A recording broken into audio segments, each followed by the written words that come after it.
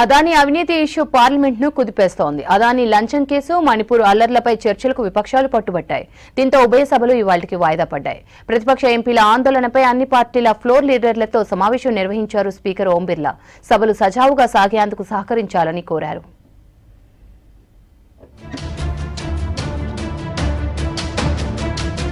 Parliament శీతాకాల సమావేశాల్లో వాయిదాల పర్వం కొనసాగుతుంది. 5వ రోజు అదానీ అంశం ఉభయ సభలను కుదిపివేసింది. అదానీ అవినీతి, మణిపూర్ అల్లర్లు, సంబాల్ హింసపై చర్చకు విపక్షాలు పట్టుపట్టాయి. దీంతో ప్రారంభమైన కాసేపటికే లోక్సభతో పాటు రాజ్యసభ గంటపాటు వాయిదా పడ్డాయి. प्रश्नकाल आपका समय है। मैं आग्रह करता हूं कि प्रश्नकाल को आप चलने दें। कृपया अपनी अपनी सीट पर विराजें।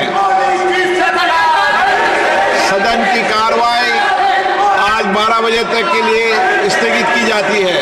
Nothing is going to court. I appeal to you in the name of framers of the Constitution, people of this country, allow the parliament to function.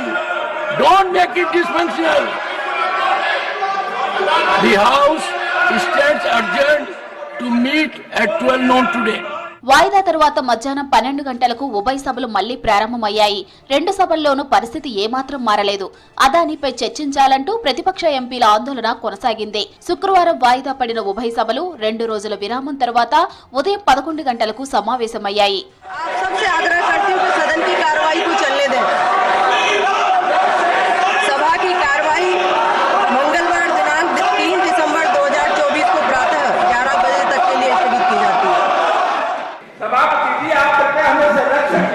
The House stands adjourned to meet at 11 a.m.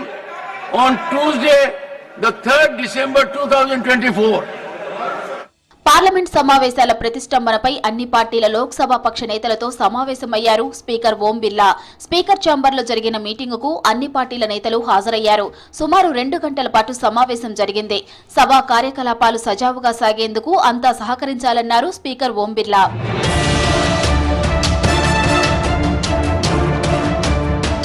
Floor లీడర్ల meeting తర్వాత parliament సమావేశాలు సజావుగా సాగుతాయని ఆశిస్తున్నామన్నారు కేంద్ర మంత్రి కిరణ్ రిజిజు. శీతాకాల సమావేశంలో భాగంగా December 13, 14 తేదీల్లో లోక్సభలో రాజ్యాంగంపై చర్చ జరుగుతుందన్నారు. 16, 17 తేదీల్లో రాజ్యసభలో చర్చ ఉంటుందన్నారు. అన్ని అంశాలపై చర్చకు ప్రభుత్వం సిద్ధంగా ఉందన్నారు కిరణ్ రిజిజు.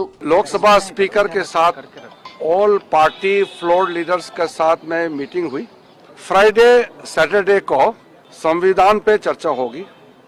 उसके बाद 16 और 17 को राज्यसभा में संविधान पर चर्चा होगा। इसके अलावा स्पीकर साहब ने भी कहा है कोई भी मुद्दा अगर उठाना चाहेगा तो उसका नियम होता है, अनुमति प्राप्त करने पर वो आप नोटिस दे सकते हैं। అదానీ అవినీతిపై చర్చించడం బీజేపీకి ఇష్టం లేదన్నారు కాంగ్రెస్ నేత జైరాం రమేష్. బీజేపీ స్వార్థంతో పార్లమెంటు సమావేశాలు వృధా అవుతున్నాయన్నారు.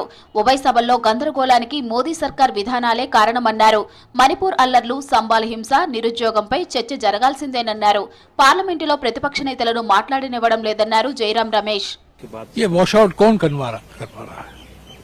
सरकार करवा रही है, विपक्ष चाहती है कि मुद्दे पर चर्चा हो। अडानी मुद्दा है, मणिपुर का मुद्दा है, संभल और अजमेर के मुद्दे हैं और कई मुद्दे हैं, बेरोजगारी, महंगाई, इन सब पर हमने नोटिस दी है, पर नोटिस का जिक्र भी नहीं होता है।